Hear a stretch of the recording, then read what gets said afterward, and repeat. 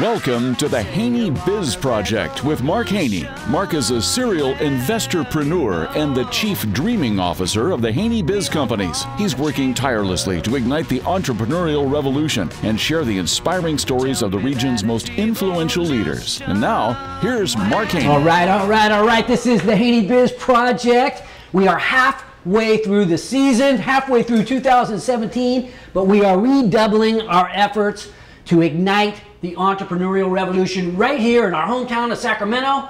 You know what? We are helping entrepreneurs. Entrepreneurs helping entrepreneurs, one entrepreneur at a time, one conversation at a time. And that conversation, it starts with one question. Are you hanging or are you banging? Because if you are banging, that means you are at your very best, at your very best opportunity.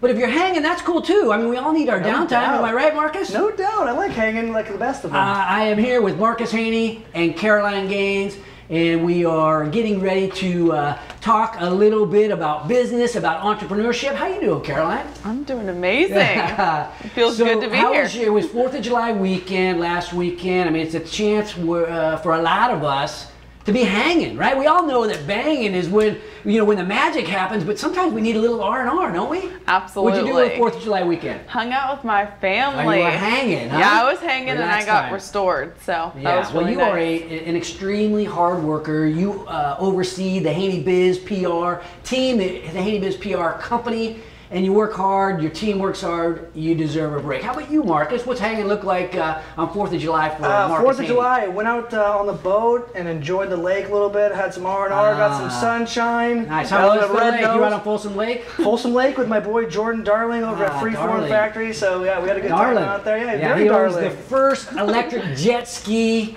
on the planet. We're invested in them. So yeah, we had a great time. There were a bunch of folks out there having a great time at the lake. Didn't mean to cut you off, Caroline. Oh, you're fine. I was going to say, what does hanging look like to you, I always Coach ask Haney? myself the question, is banging, right? When you're at your very best, we know that's important. And there's so many times when we're building our business, we go throughout the day, and it's like, man, was I at my very best today? And I say to myself, no, I wasn't. Maybe once or twice I did pretty well, but being at my very best opportunity, sometimes I have to say, no, I'm not like that. But other times I am at my best, I am delivering, I am executing, my team is winning, we are doing our very best at the given moment. But we all need our downtime. So hanging, for me, you know what? That means doing a whole lot of nothing, right? So hanging means hanging out with my family, spending time with my family in Cabo. I like being out on the lake if Marcus doesn't have the boat. I haven't been doing that lately though. I've been working a lot more because I feel with that? Well, you know what? When there's a window of opportunity, if we look around, for our audience out there, we're in a new situation today, right? We're on Talk 650. We're on iHeart, but we're not recording down at the studio. We are in Mark Tank. We are in the studio here at HaneyBiz in Rockland. And it really puts me at ease, I suppose, because I'm in my element, right? My office with dry erase boards all over the place, and a bar, which is handy for a guy like me. Absolutely. Refrigerators and all the reminders of why I do what I do, why we are, helping other entrepreneurs. So why do I work so hard right now? And I look around my office and I see the jersey over there of Frank Gore. You know who Frank Gore is, right, Marcus? Absolutely. You know who Frank Gore is? Yes, I do. He was a 49er running back, and when a running back gets the ball, and what's a good average yards per carry for a running back? 3.5. 3.5, 4, 5 yards. You're good, right? But there's two things that Frank Gore does, and a lot of good running backs do it. Number one is they anticipate, right? They get the ball handed to them, and they look and they're thinking about what are they going to do with it. They know an opening is going to occur at some point, or maybe they hope that it is, so they're waiting for those blocks to happen. But when the opening happens, they accelerate. It's not the time to be hanging taking it. I got my 5 yards, maybe I should just take a break right now. No, when the opening is there, now it's time to run for daylight. Now it's time to go for 6, right? Go for a touchdown. It's not the time to be hanging. So right now, for me, in this startup phase of, we've been doing this show about 2 years, but we have 2 or 3 companies that are in startup mode. We've got others that are way down the path and having some huge success. But I'm banging right now because I'm helping our startups to get over that hump. We are seeing some daylight and we are running toward the end zone with that in mind. But the other thing that Frank Gore does, and this is one thing that I think maybe we can all take away, and I've learned this over the years, that why waste an opportunity, right? A great running back will fall forward, right? And get that extra yard, that extra inch, that extra oomph, right? And so, I mean, if there's one thing that I know as in building businesses, you know what? Every inch matters. Yeah. And you know what? If you don't take that inch when it's there, you may not have that opportunity again. So I am taking every opportunity right now. I'm banging as much as I can, Marcus. Love it. I will be hanging with my next door neighbor, Tom Candris, very soon. He just had a huge exit in his life, and we're going to go down and celebrate, because I think it's okay to celebrate some victories, to hang with your buddies, and I will be doing that. But you know what? This show is about hearing the real world success stories of very well-known guys like we haven't had Frank Gore on the show, but you know what? Frank Gore was a great running back, but there's lesser known running backs that, you know what, they deserve us to hear their stories as well. So we hear from some of the better known guys and some of the guys that are not known as well yet, but we're all just trying to figure out a way to move the chains, right? To advance our careers, to get the ball down the field. And you know what? The best way to learn, in my mind, is by learning from people who have actually, well, I'll call it the second best way to learn, right?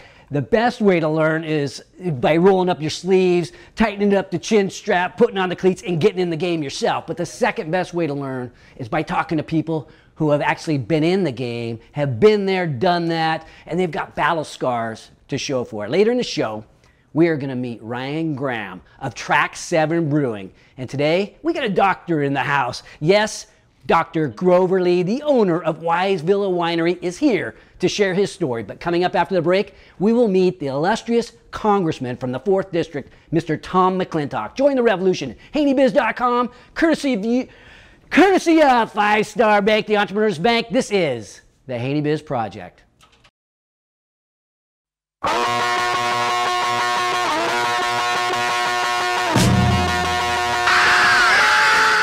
Now, back to the HaneyBiz Project with host Mark Haney. All right. Welcome back to the HaneyBiz Project, brought to you courtesy of Audi Rockman. I'm Mark Haney, and today I am joined by the Congressman of the 4th District, the Honorable Tom McClintock. How you doing, Tom? Great, Mark. Thanks for having me. You bet. Thank you for joining me. It is definitely an honor. Where is the 4th District, anyway?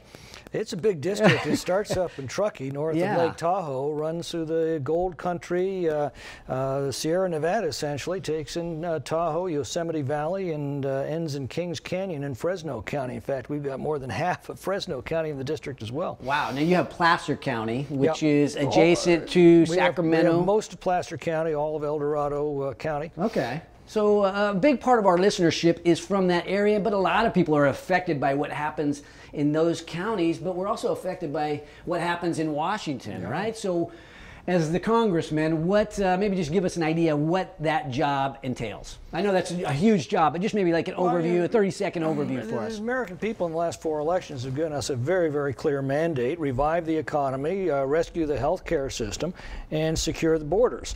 And we've made some progress in that direction since this new administration began, but we've got a long way to go. What kind of progress have you made?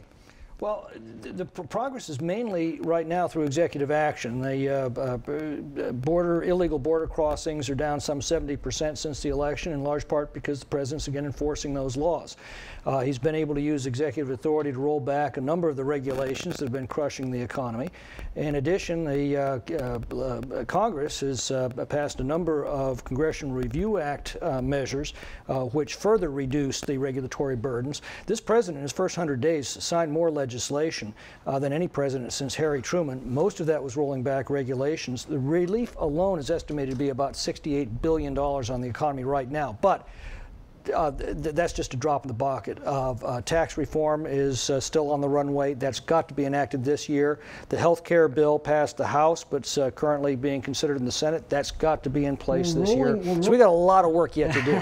Rolling back regulation, you know, that has kind of a nice ring to it, because there's nobody, I mean, as an entrepreneur, as guys trying to build small businesses, you know, we want a little freedom to operate so that we can create a differentiated product. But really we're focused on, you know, how can we build a business so that we can put food on the table for our family. I mean, so many small businesses, you know, they fail at some point, especially in that first 5 or 10 years. It's pretty easy to find yourself struggling and find yourself needing to make adjustments and pivot. But we don't have time to focus on what's going on in Washington and all the different things. We have to focus on feeding our families. What's a small business guy to do in this kind of climate? Well, two things. First of all, it has to be understood. Good public policy makes the job a lot easier. Bad public policy makes the job a lot harder.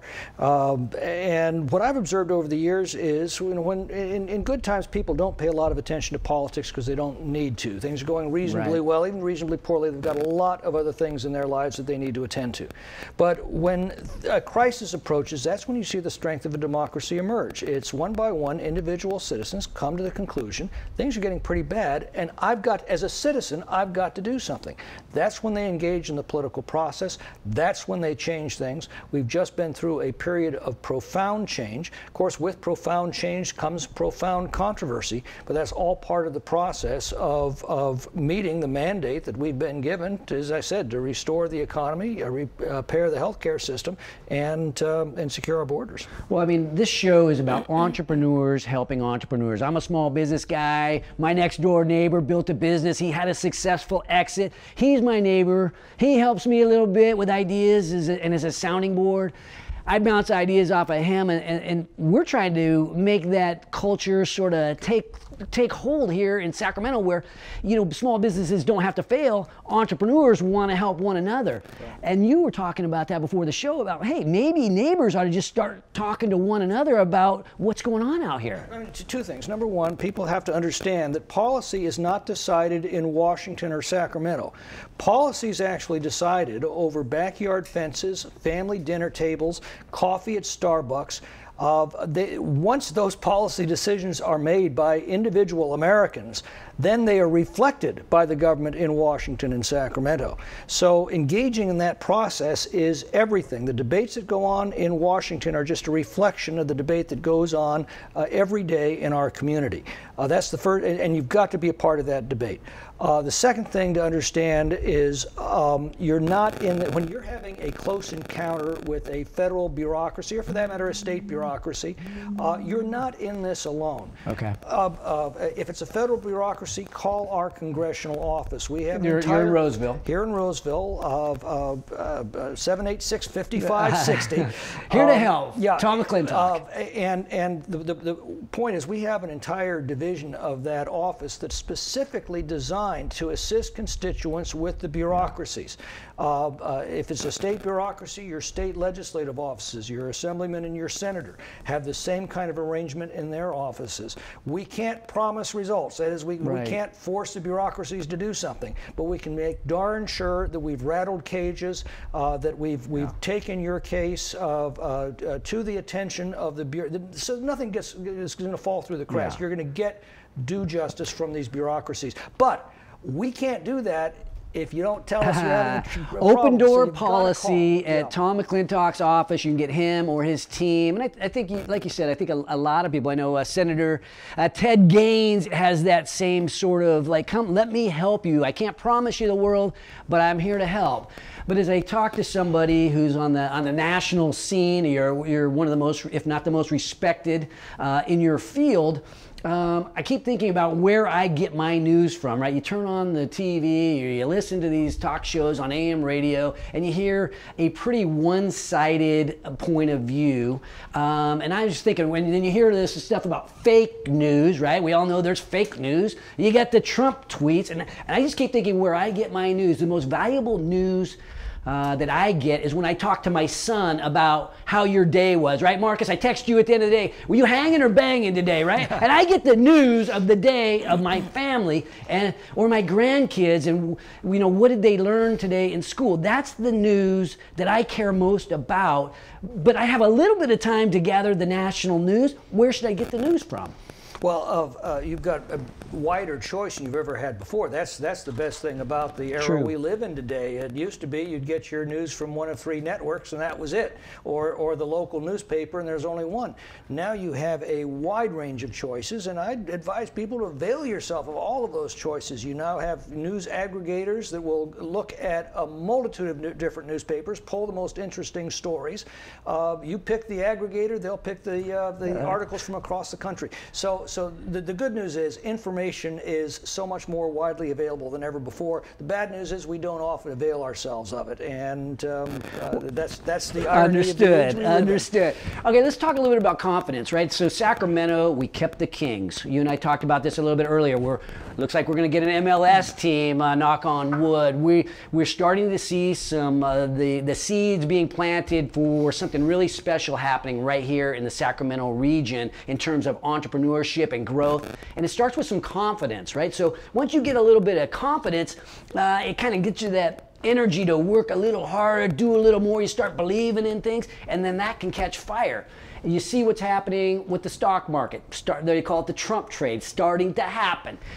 Let's assess the state of confidence right now in the American people. Adam Smith, by the way, they called those the animal spirits of an economy. Okay. And said that's a really important part. People's outlook is a very important part of what makes an economy hum. And so I think you're absolutely right on that score. And I think you're right. There's a great deal of anticipation that we're going to see the kind of policies under Trump that we saw under Ronald Reagan, roll back the tax and regulatory burdens that are crushing the economy. Every time that's been done, we've been rewarded with periods of explosive economic growth, not only under Reagan, but John F. Kennedy, a Democrat, did the same thing in the early 1960s with the same result.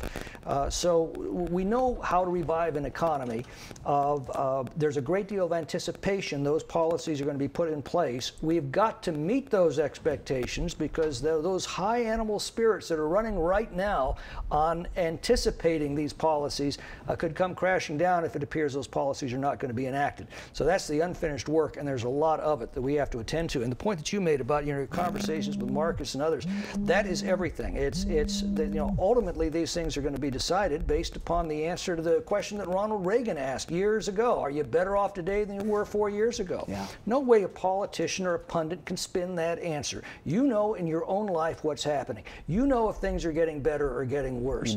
People have got to be able to look at their own lives and say, by George, things are getting a lot better. It's morning again in America. We all know that in the Congress. We all know that we have to act because people are going to have to be able to look into their own lives and answer that question. My favorite Ronald Reagan quote is, all great change in America begins at the dinner table. And I really believe that it does start with our family, whether it be the dinner table or TV dinners or, on the way to Little League. It's the concept of your family being close and being close with your neighbors. One of the things that makes our country different from any other country in the world is the notion of sovereignty. In any other country, sovereignty is established in the government loans to people certain powers.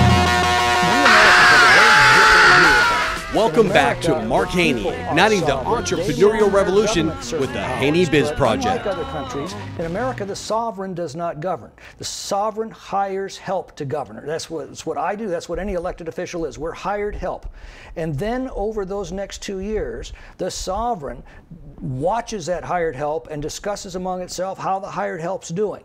And then they decide in 2 years whether to keep them or to kick them out and hire somebody else. Yep. That's the beauty of the system, and it all comes back to exactly what you said, those conversations over family dinner, the conversations between neighbors over the backyard fence, the conversations at the water cooler at work. Yep. That's where the future of the country is ultimately decided. Then it's simply reflected by the governing institutions. Tom McClintock. I want to thank you for joining us today. Our first show here in my office, so it feels good to have your warmth. I've appreciated your commitment to our military. The first time I met you was 5 or 6 years ago when we were at a Gold Star event together, which is the event for the parents of a fallen soldier, fallen Marine in that particular case. And so I respect and appreciate what you do for not only small business, but what you do for the military veteran community here in our country. Thank you. So thanks for coming. It's an honor for me to do that. Thank you. When we come back, we're going to start drinking. It's about time. We're going to get Grover Lee, Dr. Grover Lee, in the house. He's the founder of the beautiful Wise Villa Winery in Lincoln. Join the revolution at HaneyBiz.com, courtesy of Sun System Technology. This is the HaneyBiz Project.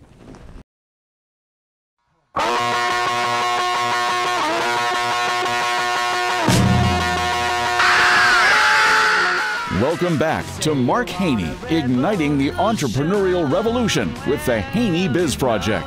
Welcome back to the HaneyBiz Project, brought to you courtesy of Hub International. I'm Mark Haney, and I am joined by Dr. Grover Lee, entrepreneur and founder of Wise Villa Winery.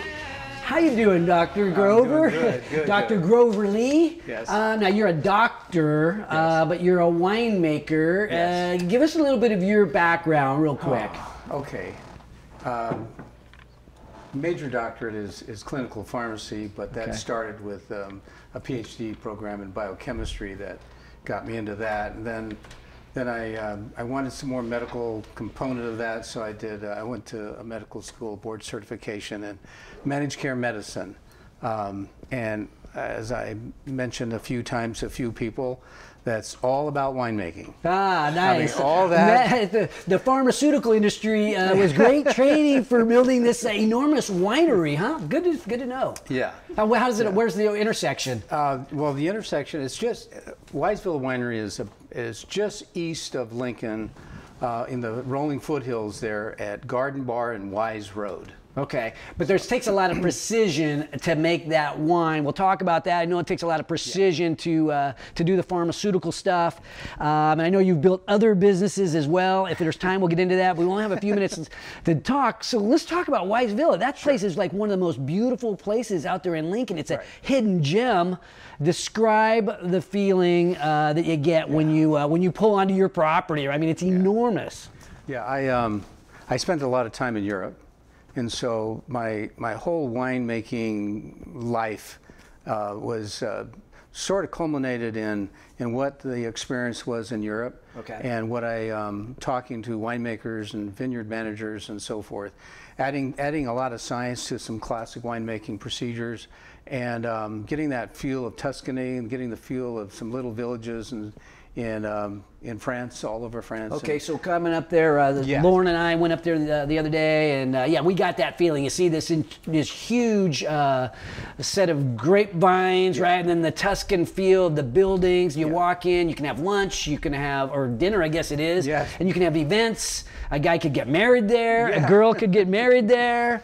So, I mean, describe to us what a typical event there might look like. I mean, is it all about wine drinking, or is it pairing it with food? You know, you mentioned food. You mentioned the restaurant, the bistro. My experience in Europe was all based on wine is made for food. Food is made for wine. I mean, you could throw a beer in there, but it's not just for guzzling at the end of the night. Okay.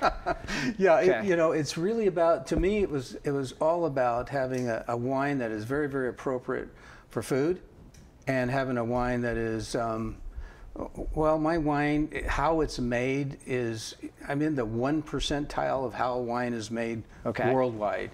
There's 99% of the world that makes wine a certain way, and there's 1% of the world that makes it the way I make it. Okay. And that is a very different process. A lot of the same principles happen in our organic vineyard management that we do. There's a lot of. Sounds like a healthy way of making very wine. Healthy Okay, way. so I could get healthy. Those doctor things in there. Doctor approved. Is it doctor approved? It's doctor approved. Okay, so how? Let's talk, Marcus. You got some of that wine there, Marcus. Why don't you pour wine while the doctor and I talk about it? And thinking out loud, how wine's healthy for you? Well, I mean, it seems... of course. You know, the American Medical Association says that a man should have 2 glasses of wine a day, and a woman 1 glass of wine. And I don't want to discriminate, but there's actually reasons for that. There's some alcohol dehydrogenase, you know, less in women and so forth. But very tasty. But wine that is lower in sulfite means that it's probably a cleaner sorting process to get that lower sulfite requirement, because all the processes of making the wine, you have to test it and you add sulfites to it as needed. So instead of a normal bottle of 350 parts per million sulfites in wine, ours is more in that 50 range. Okay, and so then the health benefit there is what, lower cardiovascular risk of disease there or something? Yeah, well, you have a lot of people that have some sensitivities to sulfites. And people talk about that all the time. They're talking about, well, if you have asthma, if you have allergies and lots of other conditions, the sulfite, you know, it's a lot better if you can have lower. But if you're making mass amounts of wines and you don't sort quite as carefully, then it's a little higher. Another thing that causes some problems with wine is like the tannins, the tannin levels of wines. Big red wines at tannins, if you aren't sorting very, very carefully what you're picking and how well you're sorting. We sort down to the individual grape berry. I mean, we actually we don't crush. We talk about crush, but we actually don't crush. It's a berry. So they're sorting down to the actual berry. And that kind of sorting gives you some very soft, wonderful tannins that, because you don't have all the other garbage, and you have all the garbage, you need more sulfites. So if you do that right, you don't need the sulfites and you have softer tannins. Well, sounds like I need to get over there for a full-blown training. So you have a great wine. My wife, I know she and her friends love your winery, and they love the experience. In fact, you know, it prompted me to get you on the show for a while now. We finally got you here, but I want to know about your business. You've had an extensive business background. You've had an entrepreneurial career you've been very successful. This business that you're building with Wise Villa, it's an award-winning wine, but it's more than that. Yeah. Award-winning wine, you know, people say that and you think, well, everybody's award-winning wine. I mean, I've been to garages that are award-winning wines. You know, it's where do you get the award from? You know, I received an award from the governor in the governor's office in the state of California, from the based by the California State Fair, of 3,000 some entries. There's only one winery in all of California that can get this award, that's called Golden State Winery of the Year. And California, you got some pretty tough competition here. Sonoma, Napa Valley, and Amador. There's a great wine out there. That's absolutely right. You're over here in Lincoln, we got the #1. Right. Yeah. Wow. It's crazy, I know. And you know, I think about that all the time, thinking like, who ever heard of the Golden State Winery of the Year? I tell you who heard of it. The one winery that gets that award. We know about it in Lincoln. Thousands of other wineries, like, they don't talk about it. Why? Because they didn't get it. You didn't get it. You didn't talk about it. All right, let's talk about your business. So you grew the business. I mean, you're on. You got a ton of acreage. You've got more acreage near where you're at. So a lot of grapes, a lot of growth. Talk about building that business, because it's not just going into the winery. I can get this stuff if I go into where, Costco. That's right. Yeah, you know, building a business to be successful, I always like to look at that if you're thinking about an entrepreneurial business, you have to figure out how much money you're going to make in the business, and then the whole process is, once you know that, then your job changes totally on 2 things: the customer and your product.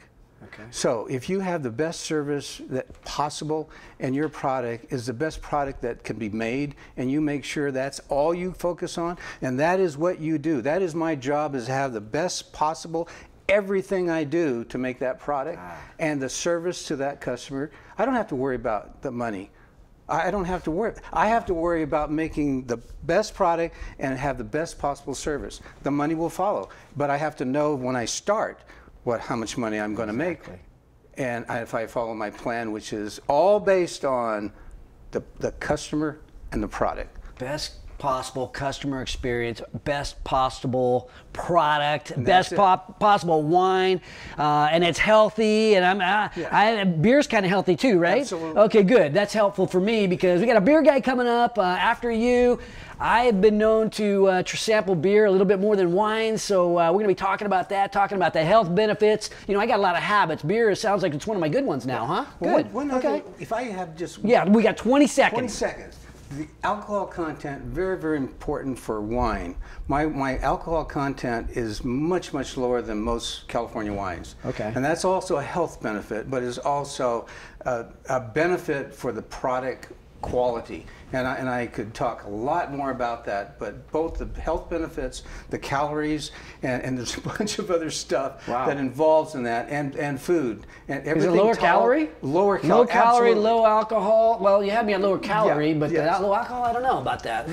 Yeah. Check it out. It'll make It's sense healthy. to you. It'll make sense. All right, when we come back, we're going to talk a little bit more about the benefits of drinking beer, which is something that I have been looking for my entire life. You know, and that's for, and again, I say that for all of you that are over 21 and be responsible and be safe. I'm just playing around, but you know, drive safely. I'm not talking to you, Marcus. I'm not talking about. That's right. You call limitless limo. That's right. You need to always remember: be smart and drink wise. Wise Villa Winery. I love it. When we return, we are going to be talking to Track 7 Brewing Company's Mr. Ryan Graham. Join the revolution at HaneyBiz.com, courtesy of Kim Silver's HR. This is the HaneyBiz Project.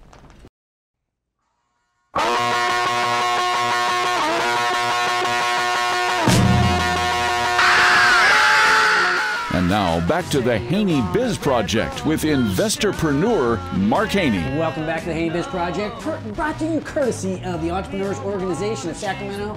I'm Mark Haney, and I am joined by Ryan Graham, the co-founder of Track 7 Brewing Company. How you doing, Ryan? Doing really well, thank you. You bet. Thank you for coming down.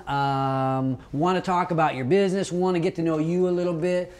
Tell us about the name Track 7. How'd you come up with that? Oh wow, there's the long story and there's the short story. We better go with the short one because it's radio. Perfect. The convenient answer is that the original location in Curtis Park is adjacent to the old Western Pacific Railroad. There's 7 tracks there. Saw the 7th track, huh? Packages that I love it. So you and your partner met at Davis, and something prompted you to start a brewing company. What happened? So yeah, both my business partner Jeff and I, we're product of the Great Recession. We're finding that opportunity wasn't coming as easily as we had thought and promised. And you go to college, there's these things that are going to be available to you. And so we said we're going to start out and create our own opportunity. And so both of us were home brewing. I was living in Southern California, driving product back and forth, and ultimately we both committed to the idea of getting out there, starting a business, and throwing caution to the wind, I guess. And look how it's grown, right? You have the office in Curtis Park area that's expanded, and then you've got the 36,000 square foot facility in the Thomas. You're in all the majors in terms of distribution. I mean, talk to us about that journey, that growth journey. Well, I mean, it's probably one of the things that I would agree that I would do it better if I had it a second time. You never know how to do it right the first time. Yeah. But we've had some great advice along the way. We've partnered with really nice people, people that believe in us. Our local distribution company has been very confident in us and has given us a lot of room to operate and grow the brand as we've seen fit.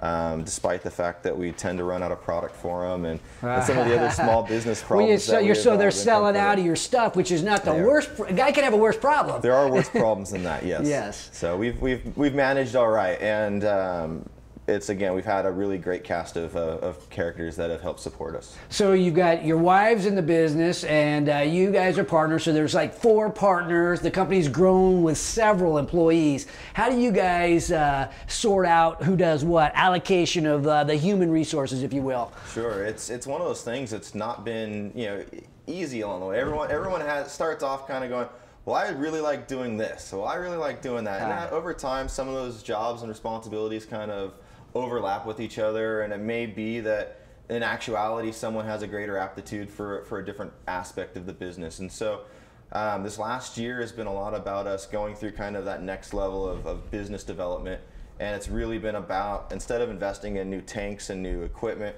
it's about investing in the business itself, and going through an organization, and restructuring things to maximize our each individual best aptitudes. And so as a result, I believe that we've done a great job in terms of positioning ourselves for the next 5 years, because we'll be able to kind of meet those challenges and meet those needs in a way that I don't think the other kind of up-and-coming breweries are quite ready to have adjusted to. Yeah, with that growth and personnel challenges, they're going to exist in any company. But when you have 4 partners and they're married and they're buddies, I can only imagine. I mean, you must have had to make the decision, let's put the company first, and the other answers will sort of fall in line? Right. Well, it's always, we always look after the company first. And, we've had to have hard conversations along the way, just like every other business has had to deal with. But we always come at it from the point where, at the end of the day, we're doing it for the interest of the business. We're doing it in the long-term interest of each other and our families. And as long as we have that in mind, things have tended to work themselves out. We talk about hanging or banging on this show. If you're hanging, you are at your very best opportunity. Excuse me, if you're banging, that's what you're doing. But your hanging is okay too. But small business guys, sometimes where you get kind of married to that business as well, it's tough to take a minute out and relax and recharge. What does Ryan Graham do when he's hanging? When I'm hanging, I actually just got a chance to watch some anime with my daughter. I took her to Comic-Con this last week. Oh, nice. Where is that, San Diego? Earlier in the month in Sacramento, when it was in kind of in the downtown area. Just really trying to get a chance to enjoy life with my kids at their level. They've been with me for so long and doing all the things that I want to do in a part of our lives in that respect. Now it's my turn to kind of engage with them at their level. My son's really interested in playing, ball, and so baseball and sports are a big part of what he does. And so it's about going into and figuring out how to relate to him on his level now. And I learn a lot that way from both of them, and it's been a lot of fun to be able to hang out with our kids. Well, you and I talked about the appreciation you have for your partner Jeff, and the benefits of having a partner, which I've had partners in all of my businesses, and you can rely on one another. So if you happen to be hanging at a given moment, maybe your partner is banging at that same moment, and the thing continues to thrive. How important is Jeff? Oh, Jeff's absolutely important. I mean, the other part that's really nice is that we're kind of polar opposites in personality and type, and so we really play off each other very well as a result of that. So I have the most confidence in the world that when I'm gone, he's able to run things exactly the way that it needs to be done, and he has the same confidence in me that when he's gone, things are running tight, and we come back together and keep this thing going. Who came up with the names of these beers? We're drinking some of your beer here. I'm drinking Panic, which is, I know there's a baseball guy named Panic. Otherwise, I try not to panic, but this, I may have to start going back to this. Yeah, so Panic was a tongue-in-cheek name that we came up with, and that when we started our brewery, we didn't have an IPA or a pale ale. So it was kind of everyone panicked when they came into the tasting room. You didn't have kind of what everyone was looking for. But in general, our beer names are created amongst anyone at the business. Muck and Futch, what's that? I mean, Marcus says that to me sometimes. Dad, you're not so muck and futch. Yeah, I don't know what that means. Well, what is it? He says it's something like that. Robertson or whatever, the child actor movie. That was kind of his tagline. It's one of those things where sometimes we have a lot of pop culture references in our beer names. Nice. So that's just whatever inspiration we got, we throw it out there, and oftentimes the name won't stick on the first beer that we were talking about. Yeah. But we revisit it again and go, hey, look, we got this really great beer for that, or a concept comes around that drives the beer style based upon a name that's already been pre-selected. Well, Ryan, I want to thank you for coming on the show. I know time kind of flies by, but we were fortunate enough to get to drink some beer with you. Share your story a little bit. Right here in Sacramento, a lot of cool stuff is happening in beer right here in our backyard. We're lucky to have that. You're growing your company, you're scaling it. Where can they get your beer if I just want to go? I went to Rayleigh's, but where else can I go if I'm out there besides coming over to your facility? Right, well, Rayleigh's, Nuggets, Total Wines, Bevmos are all places you can go and get our cans and bottles. We have a variety of opportunities throughout the area to get draft pints while you're out at restaurants. So if they're not there, ask for it, and we'll get the beer over there. I love it. I love it. All right, Caroline, you want to take us away with little words of appreciation for our sponsors? Absolutely. A big shout out and thank you to our neighbor Luke Smith at Audi Rockland. Yeah, baby. And John O'Bronson, Hub International, Silvers HR, and Ethan Conrad Properties. Good things happen, and I got to give a little shout out to my buddies at the Entrepreneur Organization, EO, and the entrepreneurs in my EO group.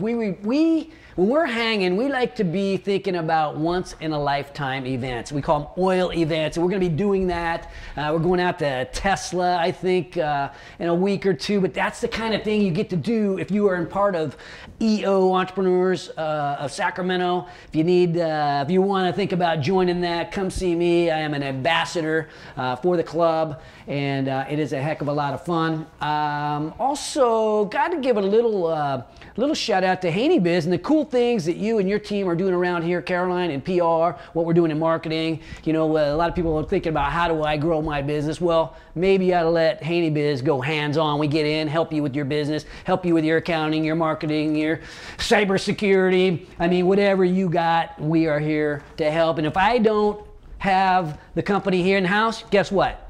I know a guy, right? I know a guy that can help you. I know you need beer. I know a guy. I got to connect you up. You need wine. I know a guy, right? You want to know your state senator? I know the guy. Come in, we'll help you out. And next week's show is going to be off the charts. We're going to have Augustine Joseph. He's the CEO of JetX. And we're also going to have Michelle Steeb, CEO of St. John's Center for Women in Crisis. Coming back after the break, this is the HaneyBiz Project.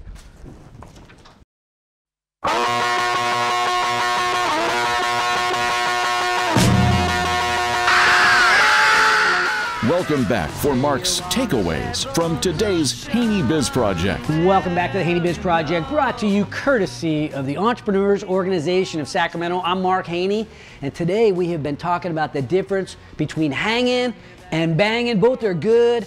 Hanging, though, it's so much sweeter when you've been banging, am I right? I mean, if you have been at your very best, if you have been working at your best, at your very best opportunity, rest is okay. Rest is best when you've been winning, and that's what banging is, right? When you are banging, that means you are winning. It doesn't mean that you've hit your ultimate goal. It just means that you've been at your best. And you know what? If you've been working hard at your very best, it's okay to rest. It's okay to take a little bit of time off, right? But you know, if you've been moving the chains, right? I'm back here with Marcus Haney and Caroline Gaines. Takeaways from today, thoughts about our guest today and about hanging or banging? I'd just say that my biggest takeaway from listening to the guests is I feel so blessed to live in Sacramento, California. A lot of cool stuff happening right here in Sacramento. Wine, beer, politics. Yeah, no doubt. I think that all of our guests today really came on and spread the word about what's going on here in Sacramento, the neat stuff that maybe gets overshadowed a little bit in our region. So I'm really glad that we had the ability to put some new confidence into our area and really, you know, push something for our region as a total. I think one of the questions too we ask ourselves is it okay for me to go on vacation? And I think a lot of that has to do with, have we been banging, right? Have we earned the vacation? If you've been on the hamster wheel and you aren't really moving anywhere, you still get tired, you still feel like you need a vacation. Well, maybe you do take some time off to work on your business instead of in your business. Maybe there's changes that need to be made if you're on the hamster wheel. That's okay. If that takes a little vacation time to start thinking about working on your business instead of in your business day to day, you know, that's fine. But the last thing I hate to see with any of us is when we go on vacation and we're working like crazy, not enjoying our downtime. I mean, if you're gonna rest. It's okay to have a little downtime. It's okay to be hanging. That's a good thing, especially when you've earned it. And you just look at your balance sheet, right? You can tell by looking at your financial statement whether you've earned it or not. So you pull out your balance sheet, you hand it over to me, and I'll tell you what type of vacation you can take, okay? I can help you with that project. I can help you with how to work on your business. Come over to HaneyBiz. That's what we are here for. We are always by your side. We are with you. It's entrepreneurs, helping entrepreneurs. And you know what? How about a Sacramento salute to the hometown leaders of hometown patriotism, Tom McClintock, Ryan Graham, and Dr. Grover Lee. And you know what? I got to give a shout out to all those guys fighting the good fight for our freedom, you know, to make this dream a possibility, to work hard, to play hard, to rest easy, to the 13 stripes, to the 50 stars, and to the one big American dream, always worth fighting for, yours. Never above you, never below you. Always by your side.